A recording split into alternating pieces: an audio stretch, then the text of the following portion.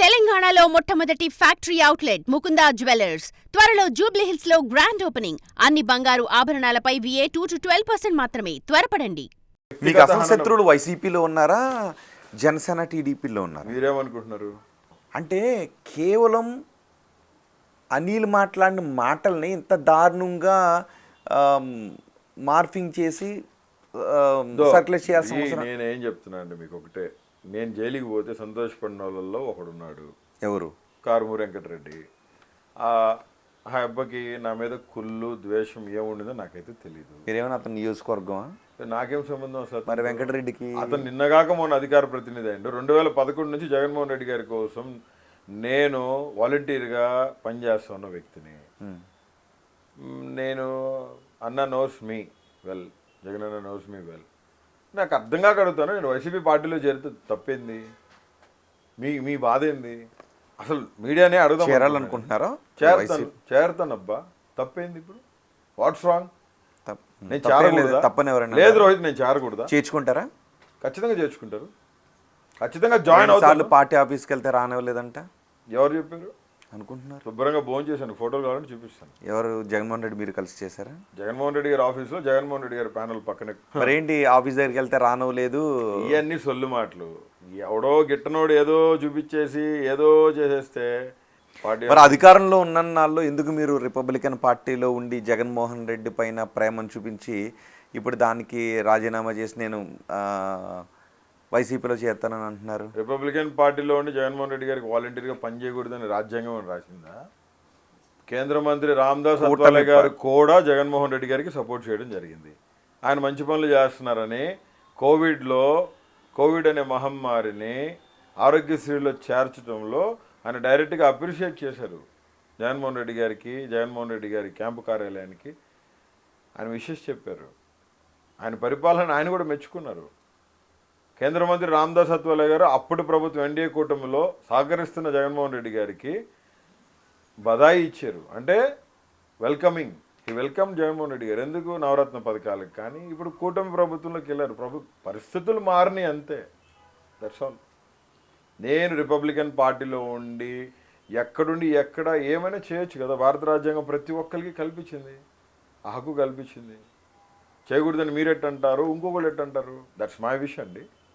చేసిన దాన్ని క్వశ్చన్ చేస్తారు, మీరు ఆన్సర్ చెప్తే దానికి వాళ్ళకి కన్విన్స్ అయితే ఓకే, అది ఆమోదయోగ్యంగా ఉందా లేదా అనేది జనం అర్థం చేసుకుంటారు.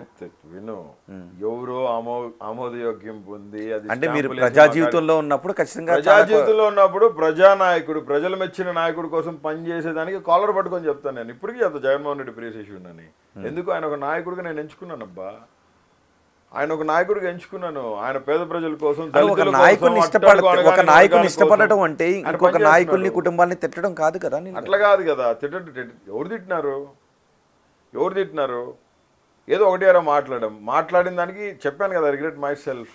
ఓకే, నువ్వు పదే ఆ క్వశ్చన్లు అడిగితే రిగ్రెట్ అయ్యాను అని అన్నారు కాబట్టి ఓకే, జనం చూస్తున్నా. అంటే నేను ఒకటి చెప్తాను, అంటే నీకు నేను సమాధానం చెప్పాలని నేను నువ్వు వేసిన క్వశ్చన్ నేను సమాధానం చెప్పట్లా. నేను రిగ్రెట్ అయ్యానో లేదో రానున్న రోజుల్లో ప్రజలు చూస్తారు. అంటే నోట్లోంచి ఇంకొక బూతు మాట కూడా రాదా? నువ్వు చెప్తే నేను విననది. నువ్వు ఏదో ఏలు పెట్టి నాకు శాసించి చెప్తే నువ్వు నుంచి పాత నీళ్ళైతే నువ్వు బయటకు పోవు. చెప్తున్నా, మళ్ళీ చెప్తున్నా. మరి దాన్ని ఏమంటారు? చూపించలా, దాన్ని ఏమంటారు? This is not correct. దాన్ని ఏమంటారు? This is not correct. ఇది నువ్వు డైరెక్షన్, ఇది this is not a direction. హుకుం ఇది ఎప్పుడు చేయకూడదు, తప్పది. Don't do that. And I have very good respect on you. And one more thing, నేను చెప్తున్నా, ప్రామిసెస్ చెప్తున్నా, నీ టీవీలో చెప్తున్నా, రోహిత్కి చెప్తున్నా, రోహిత్ ద్వారా, రోహిత్ కెమెరా ద్వారా, బిగ్ టీవీ ద్వారా అందరికీ శిరస ఉంచి చెప్తున్నా, ఒక కొత్త అనిల్ని చూస్తారు, ఒక మంచి అనిల్ని చూస్తారు. ఆ వెరీ గుడ్ పార్లమెంటేరియన్ని మీరు చూడబోతున్నారు.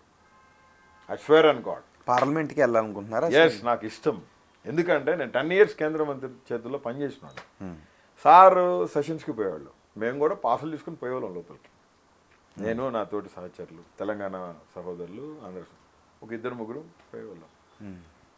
నాకు బాగా అనిపించేది. చాలా, అంటే దేశ రాజకీయాలు, చట్టసభ, ఒక పెద్ద చట్టసభ, ప్రధానమంత్రి అధ్యక్షతన స్పీకర్, ద మెంబర్స్.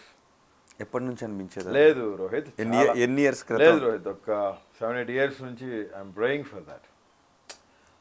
నేను ఎప్పుడు బయటపడలే ఈ విషయంలో.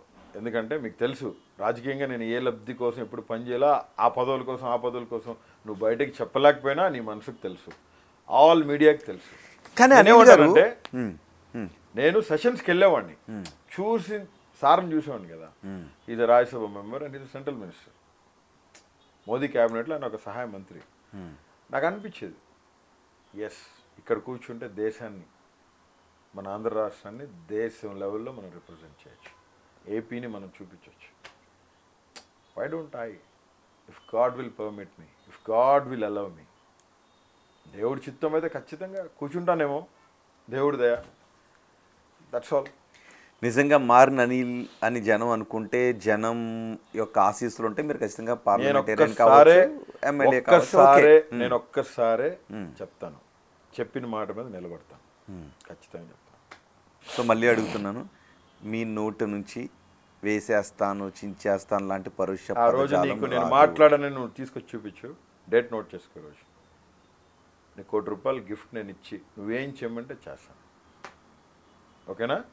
Okay, satisfy. రికార్డ్ చేసుకో, రికార్డ్ చేసుకో, పెట్టుకో, దగ్గర పెట్టుకో. అనిల్ గారు, ఈ 245 రోజులు ఏం చేశారు జైల్లో? చేసేదానికి ఏం లేదు రోహిత్. తలుపు తాళం 3 నెలలు, సెల్ 3 months లాక్, అటొక వార్డరు ఇటొక వార్డరు. బయటికి రాలేదా? ఏంది వచ్చేది? చెప్పేది అదే రోహిత్. 2 కెమెరాలు ఉంటాయి, ఆ కెమెరాల్లో నుంచి నేను కాసేపు పొగులంతా నేను పైకి లేచి నుంచొని తిరుగుతూ ఉండాలి రూమ్లో. 15x15 రూమ్ అది. చంద్రబాబు నాయుడు గారిని ఏ బ్యారక్లు అయితే పెట్టారో కింద స్నేహాలో, దాని ఎదురుగానే 11F. 3 నెలలు తాళం తీలా, అటొక వార్డర్ ఇటొక వార్డర్ ఉండేవాళ్ళు, యమభట్టులాగా నుంచొని ఉండేవాళ్ళు వాళ్ళు. సార్ ఏం సార్ మీరంటే నుంచొని తిరగండి, పడుకునేదానికి కూడా లేదు కాసేపు. ఇది లోపలే పొద్దున్నే ఒక 10 నిమిషాలు తలుపు తీసేవాళ్ళు, లోపల అంతా క్లీన్ చేసి మళ్ళీ ఫుడ్ కూడా లోపలికే. 3 నెలలు. అయ్యో సూర్యోదయం అసలు ఏం లేదు స్వామి, చెప్పేదేంది నీకు? నర్రకం అంటే ఏంటో చూపించినారు. ఆ హెడ్ వార్డర్స్ 2 ఉంటారు, ఒక శ్రీనివాసన్ ఉంటాడు ఒక ఆయన. అసలు ఆయన అసలు అబ్బా, అసలు ఆయన ఓవర్ యాక్షన్ చూడలేము, ఆయన పరిస్థితి చూడలేము.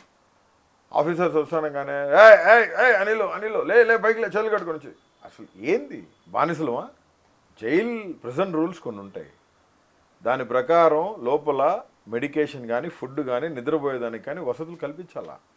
అందుకే 200 మంది స్టాఫ్, దానికి ఒక సూపరింటెండెంట్, డిప్యూటీ సూపరింటెండెంట్లు, 4 జైలర్లు, ఒకడు ఎగ్జిక్యూటివ్ జైలర్, ఒకడు టవర్ జైలర్, ఒకడు ఫుడ్కి సంబంధించిన జైలర్, ఒకడు మెడికేట్కి సంబంధించిన జైలరు. ఏమీ లేవు. మేడం బ్యాక్ పెయిన్ ఉందండి, కొంచెం చెస్ట్ పెయిన్ వస్తుంది, గ్యాస్ ఫామ్ అయ్యి, ఏమని అడుగు, పారాసెటమాల్ ట్యాబ్లెట్, ఒక గ్యాస్ ట్యాబ్లెట్ ఇస్తారు. I'm not fit for journey, నేను ట్రావెల్ చేయలేనమ్మా, మీకు దండం పెడతాను తల్లి, డాక్టర్ని పిలిపించండి లేదా జడ్జి గారిని పిలిపించండి అంటే, అసలు జడ్జి లేదు, జడ్జి గారిని పిలిపించండి, డిఎల్ఎస్ డిస్ట్రిక్ట్ లీగల్ సెక్రటరీని పిలిపించమని నేను రాజమండ్రి సెంట్రల్ జైల్లో ఎన్నిసార్లు, నేను అప్పుడు ఎగ్జిక్యూటివ్ జైలర్ ఉన్న దుర్గా రమేష్కి నేను ఎన్నిసార్లు చెప్పాను, నో ఓకే చెప్తాం. ఒకవేళ జడ్జి గారు కిందకు వచ్చినా పైన ఎవరు లేరు సార్ ఖాళీగా ఉందని చెప్పి జడ్జి గారిని అట్లాగే తీసుకెళ్ళిపోయిన పరిస్థితులు. ఒక్కసారి మాత్రం జడ్జి గారు పైకి చూడటానికి వచ్చారు. ఆ రోజు చెప్పాను, సార్ నా పరిస్థితి ఇట్లా ఉంది సార్, ఇట్లా ఉంది. ఆ రోజు కొంచెం చేంజెస్ అయినాయి. బయటికి రాకూడదు, నడచకూడదు, వాటరు నీసుకంపు కొట్టేది తెలుసా రోహిత్. అది ఒకలాంటి కుళ్ళిపోయి ఎలికి చచ్చిపోయిన కంపు కొట్టిన నీళ్లు తాగేవాళ్ళం. బాత్రూమ్స్ భయంకర, సెప్టిక్ ట్యాంక్స్ దగ్గర రూము, ఆ స్నేహ బ్యారక్కే సెప్టిక్ ట్యాంక్స్ దగ్గర ఉంటుంది. ఆ లోపల కొద్దిగా తిరగడానికి 4 చెట్లు ఉంటాయి. అక్కడికి వెళ్తే ఆ శ్రీనివాస్ అనే అతను గైని లేచేవాడు, తిరగడానికి వెళ్ళలేదు, మనం చూస్తే మా ఉద్యోగాలు పోతాయి. వాళ్ళ కులపస్తులకి అలా ఆయనకి నచ్చిన పార్టీ వాళ్ళకి శుభ్రంగా పక్కన కూర్చొని మీటింగ్లు వేస్తాడు ఆయన. అనంతపూర్ జైల్లో ఒక నెల పెట్టారు, భయంకరం రోహిత్. అక్కడైతే కూర బంకలు సాగేది, అన్నం జావలాగా ఉండేది. ఆ కూర అన్నీ కీరదోసకాయ, ఆకుకూర అన్నీ టమాటా పప్పులు వేసేసి మిక్సీలు వేసేసాం. అదంతా భయంకరమైన వాసన వచ్చేది, తినగలిగే పరిస్థితి కాదు, వామిటింగ్ వచ్చేది. ఆ కుండలో వాటర్ పోసేవాళ్ళు, ఆ వాటర్లో ఎర్రలు, బొద్దింకలు, దాన్ని ఎవరు క్లీన్ చేయరు, మాట్లాడకూడదు, అడగకూడదు ఎవడు అక్కడ. భయానకమైన పరిస్థితులు. ములాఖాతులు ఉండేవి కదా ఫస్ట్లో, తర్వాత ఇచ్చారు. నా ప్రతి ఫోన్ కాల్ రికార్డింగ్ వినేవాళ్ళు. ఆ దుర్గా రమేష్ అనే అతను ప్రతి ఫోన్ కాల్ రికార్డింగ్ విని టీడీపీకి, కూటమి ప్రభుత్వానికి ఆయన మెసేజ్లు ఇస్తూ ఉంటాడు, ఇట్లా ఉంది పరిస్థితి. ఆయన వల్ల లోపల చాలామంది ఖైదీలు సఫర్ అయ్యారు. అనిల్ అన్న బాగున్నావా అని ఎవరన్నా అక్కడ వచ్చి బట్టలు గిడ్డంగి అని ఒకటి ఉండేది మాకు. బట్టలు అంటే ప్రతి ఖైదీకి ఖచ్చితంగా తెల్ల బట్టలు ఇచ్చి, ముద్దాయిలు ఏరూ సిటీ ముద్దాయిలకైతే, జనరల్ జైలు ఖైదీలకు కూడా నెంబర్ వేసి కార్డు వేసి ఇస్తారు. అక్కడ కింద ఆఫీస్ ఉంటుంది. ఆఫీస్లో చూస్తానికి వచ్చిన వాళ్ళు ఉంటారు కదా కొంతమంది తెలిసిన వాళ్ళు, అన్న బాగున్నావు అని చేయెత్తితే, అట్లా చేయైతే అన్న బాగున్నావు అన్న వాళ్ళని గేటుకి తీసుకెళ్ళి 3rd డిగ్రీ కోటింగ్ ఇచ్చి పంపించి నానా హింస పెట్టే పనిష్మెంట్ వర్క్స్ వాళ్ళకి వేసి చేసిన వ్యక్తి అతను. అంత కరుడుగట్టిన నేరస్తులు మేము కాదే, మేము టెర్రరిస్టులు కాదు, మేము ఈవెన్ అసలు గ్యాంగ్స్టర్స్ కాదు, మేము సామాన్య మానవులు స్వామి. సోషల్ మీడియా కేసెస్లో తీసుకుపోయి నువ్వు ఈ రకంగా హెరాస్మెంట్ చేయాల్సిన అవసరం ఏంది? తిండి తిప్పలు లేవు, నిద్ర లేదు, 14-15 వేల కిలోమీటర్లు తిప్పారు. 3rd degree Rajahmundry central jail నుంచి కఫ్ చేసి లోపలికి 14.5 గంటలు 3 టౌన్ పోలీస్ స్టేషన్ లోపలికి తీసుకుపోయి అట్లా పడేసారు లోపల.